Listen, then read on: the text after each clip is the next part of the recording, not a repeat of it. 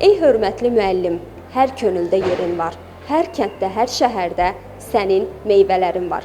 Bugünün həkimini, mühəndisini, jurnalistini, elə müəllimin özünü də müəllim yaradır. Biz də sevimli müəllimlərimizi təbrik etmək üçün üz tutduq paytaxt məktəblərindən birinə, 261 nömrəli məktəb liseyinə.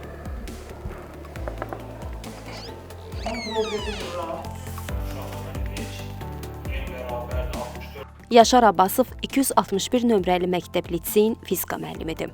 O, 10 ildən çoxdur bu məktəbdə çalışır.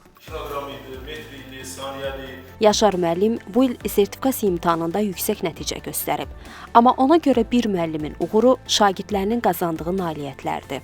Biz təkcə bu günü müəllim günü kimi təbii ki, xatırlamırıq. Şagirdlərimizin uğur qazandığı, nailiyyət göstərdiyi günlər bizim üçün elə müəllim günüdür.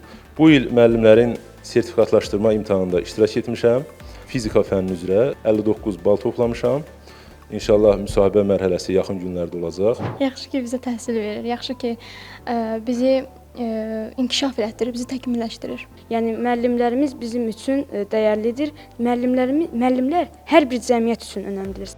Bərabər 64 olursa 8 bit bəli. Çünki 150 200. Məktəbdə gənc kişi müəllimləri də çalışır.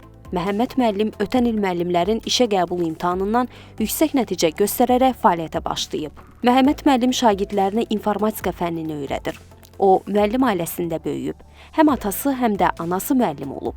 Məhəmməd müəllim də valideynləri kimi şagirdlərinin həyatına işıq salmaq istəyir. Müəllimlərin işə qəbulu imtahanından uğurla keçərək 261 nömrəli məktəb liseydə informatika fənni üzrə təyin olunmuşam. İlk dərs günüm belə xatırlayıram ki, öz atamla, anamla yan-yana düşüb həmişə məktəbə dərs almaq üçün gedirdim.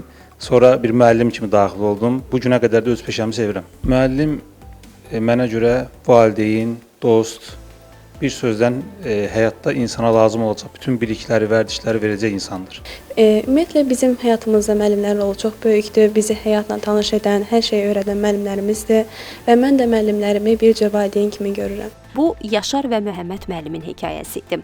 İndi onların sırasına qoşulan gənc müəllimlərin sayı hər gün artır. Artıq sinif otaqlarında müxtəlif fənlərdən dərs deyən gənc kişi müəllimlərini tez-tez görürük.